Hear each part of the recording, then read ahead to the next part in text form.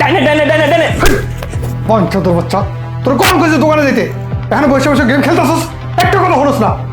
ফাজিলের বাচ্চা, একটা কাজ ঠিক মতো করাইতে পারে, একটা অশান্তিতে আছি। এমন ফলার জন্ম দিয়ে একটা জীবনে মনে অনেক পাপ করছি। আমার মুখের দিকে তাকাচ্ছে এর মতো যাইতাছি তো। বদমাইশের বাচ্চারা একটা দিন ঠিক মতো কাজ করতে গেলে কাজ করে না।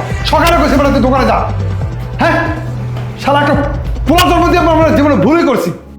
শওকত ভাই, একটু মাথা ঠান্ডা করেন, বসেন এখানে দুইটা কথা শুনে নেওয়ার। আরে ভাই কি কথা শুনো বলো?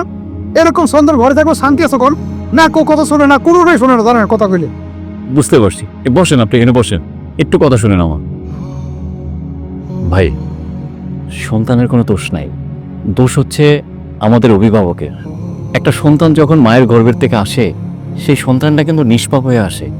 সেই সন্তানটাকে আপনি যেভাবে গড়ে তুলবেন, সন্তানটা ঠিক সেভাবেই বড় হবে। আমরা সন্তানকে সঠিক শিক্ষা দিতে পারছি না বিদায়ী সন্তান আমাদের কথা শুনছে না। এই যে আপনার সন্তানকে আপনি গালিগালাজ করছেন, মাদারি চোদ বলছেন, থাপ্পড় দিচ্ছেন, গায়ে হাত তুলছেন, দুদিন পরে ছেলেটা আপনাকে রিয়াক্ট করবে।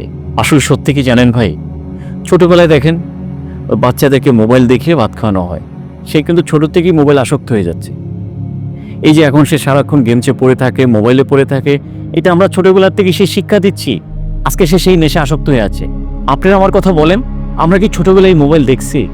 তাহলে আমরা কি মানুষ হই নাই ভাই? দোষ হচ্ছে আমাদের অভিভাবকের। আমরা আসলে সঠিক শিক্ষা দিতে পারছি না সন্তানকে, সেজন্যই সন্তান আমাদের সাথে এরকম আচরণ করছে। বুঝতে পারছি, এমনটুকু আমার উচিত হয়নি ভাই। ঠিক আছে, বুঝতে পারার জন্য ধন্যবাদ। আচ্ছা তাইলে শওকত ভাই, তাইলে আপনি আইসেন, পরশুদিন চলে এসেন দোকানে। ঠিক আছে ভাই, সমস্যা নেই। আমার মনে হয় একটু ফোন দিন ভাই। আমি ফোন দিব না আপনাকে, ঠিক আছে?